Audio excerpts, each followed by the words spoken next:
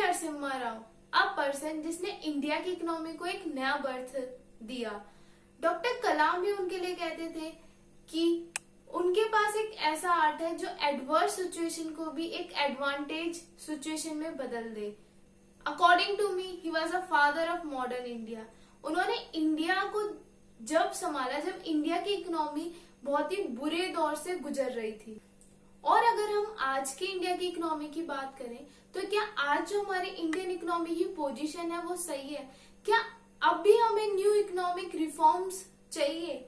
So today video is all about कि why we need economic reform in 1991 और today. So before starting this video, if you feel I make videos which gives you some information, then please subscribe to my channel and press the bell icon.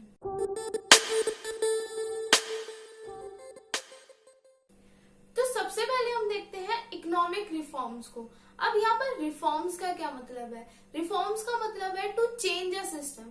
हमें कोई भी जो system पहले से चला आ रहा है उसको चेंज करना है। अगर हम इकोनॉमिक रिफॉर्म की बात करें तो इकोनॉमिक रिफॉर्म का मतलब होता है the change introduced by an government to bring the improvement in the country.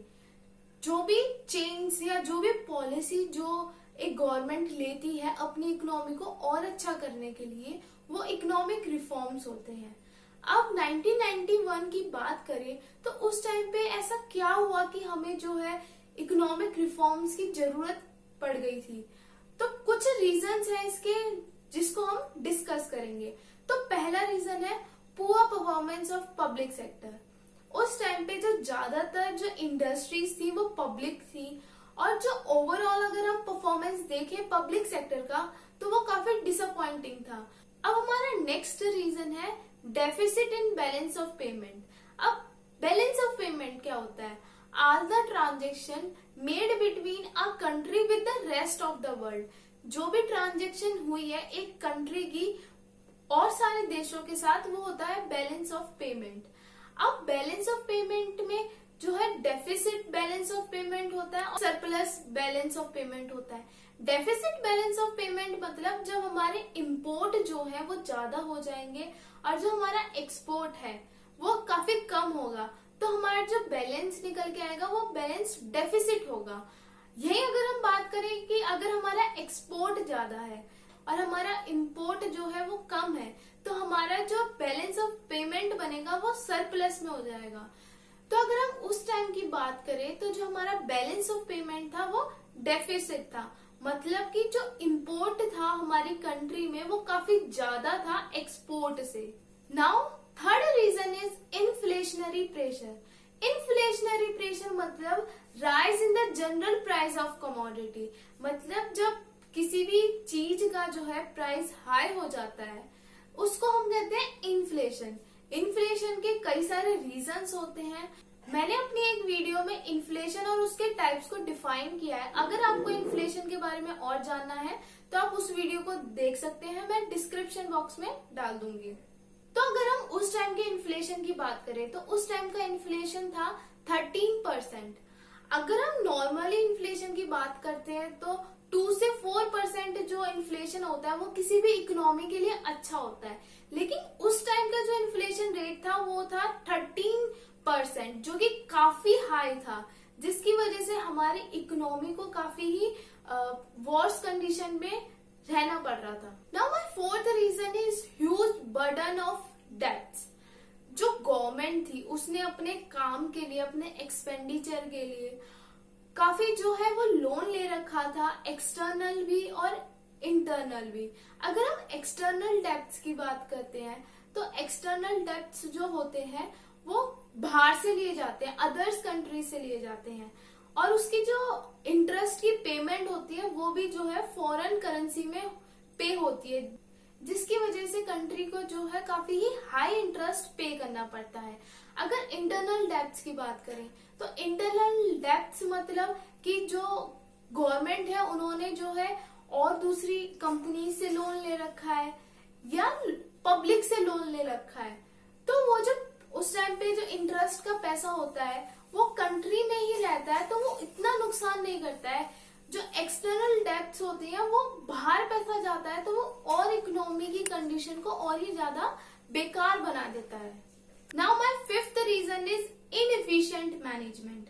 उस टाइम की अगर हम गवर्नमेंट की बात करें तो जो उनका रिवेन्यू था, जो नॉर्मली एक गवर्नमेंट का रिवेन्यू होता है वो टैक्स से होता है, तो उस टाइम की जो गवर्नमेंट थी वो एबल ही नहीं थी कि वो अच्छा रिवेन्यू जो है वो कलेक्ट कर पाए टैक्स से, पब्लिक एंटरप्राइज से। तो उनका जो रिवेन्यू है, मतलब जो उनकी इनकम है, वो जनरेट ही नहीं हो पा रही थी। और अगर हम बात करें गवर्नमेंट के एक्सपेंडिचर की, तो जो गवर्नमेंट का एक्सपेंडिचर है वो उसके रिवेन्यू से काफी ही ज्यादा हो रहा था। तो उस टाइम पे इन सारे रीजंस ने, इन सारी कंडीशंस ने जो हमारे देश की इकोनॉमी है उसको काफी ही बेकार कंडीशन में लाके खड़ा कर दिया था। तो उस टाइम की गवर्नमेंट जो है न्यू इकोनॉमिक पॉलिसी को लाई, जिसको हम जानते हैं एलपीजी नाम से, जिसका मतलब है लिबरलाइजेशन, प्राइवेटाइजेशन एंड ग्लोबलाइजेशन। अगर हम इस न्यू इकोनॉमिक पॉलिसी की बात करें तो इसके हमारे इंडियन इकोनॉमी को काफी ही ज्यादा फायदे हुए। बट माय क्वेश्चन इज कि जो इस टाइम का क्राइसिस चल रहा है कोविड-19 की वजह से, क्या इस टाइम हमें न्यू इकोनॉमिक पॉलिसी की जरूरत नहीं है? ये सारे जो रीजंस हमने पढ़े, poor performance of public sector, अगर हम पब्लिक सेक्टर को ना देखें, इस टाइम पे हमारा जो प्राइमरी सेक्टर है, जो इंडस्ट्रियल सेक्टर है और जो सर्विस सेक्टर है, तीनों ही सेक्टर जो है, जो उनका आउटपुट है वो अच्छे से आ नहीं पा रहा है। रीजंस हमें पता है, बट रीजन के ऊपर हमें कुछ ना कुछ काम तो करना ही पड़ेगा। जो गवर्नमेंट है, ऐसा नहीं है कि गवर्नमेंट कुछ भी नहीं कर रही। गवर्नमेंट जो है नई पॉलिसीज लेके आती है, बट वो पॉलिसीज कहीं ऐसा लगता है कि बस कागजों में रह गई है और जो रूट कॉज है वहां तक जा ही नहीं पा रही है। तो और भी जो रीजंस थे, जैसे इन्फ्लेशनरी प्रेशर, अगर हम इस टाइम की बात करें तो इस टाइम पे भी जो इन्फ्लेशनरी प्रेशर है वो काफी ज्यादा है। अगर 2019 का रेट देखें तो 7% जो है हमारा इन्फ्लेशन रेट था। ऐसे ही जो और रीजन है, इस टाइम पे जो एक्सटर्नल जो लोन लिया गया है सरकार द्वारा वो भी काफी ज्यादा है, और कहीं ना कहीं हमें मैनेजमेंट भी जो है वो इनएफिशिएंट दिख रही है। तो ये जो रीजंस हैं जो हमने 1991 के लिए पढ़े कि उस टाइम पे ये रीजंस की वजह से हमें न्यू इकोनॉमिक पॉलिसी को लाना पड़ा, तो क्या ये रीजन आपको आज की इकोनॉमी में नहीं दिखते? तो इसलिए मेरा क्वेश्चन था कि जो पीवी नरसिम्हा राव, जो हमारे फॉर्मर प्राइम मिनिस्टर थे, उस टाइम पे जो उन्होंने करके दिखाया, क्या इस टाइम पे जो है वो नरेंद्र मोदी कर पाएंगे? हम सबको पता है कि जो हमारी इकोनॉमी है काफी टाइम से जो है बैड परफॉर्म कर रही है, और कोविड-19 ने तो इसे और ही वर्स कंडीशन में लेके आ गया है। बट ये टाइम है जब हमें और भी न्यू इकोनॉमिक रिफॉर्म्स चाहिए हमारी इकोनॉमी के लिए, ताकि वो आगे आने वाले सालों में अच्छा वर्क कर सके। तो अब लास्ट में आपके लिए एक क्वेश्चन है, जब 1991 में जो न्यू इकोनॉमिक पॉलिसी है आई थी, उस टाइम पे हमारे जो है वो फाइनेंस मिनिस्टर कौन थे? इसका आंसर मुझे कमेंट बॉक्स में दीजिए, और अगर आपको वीडियो अच्छी लगी तो इसे प्लीज लाइक कीजिए, शेयर कीजिए और सब्सक्राइब करें इकोजोन चैनल को। Thank you.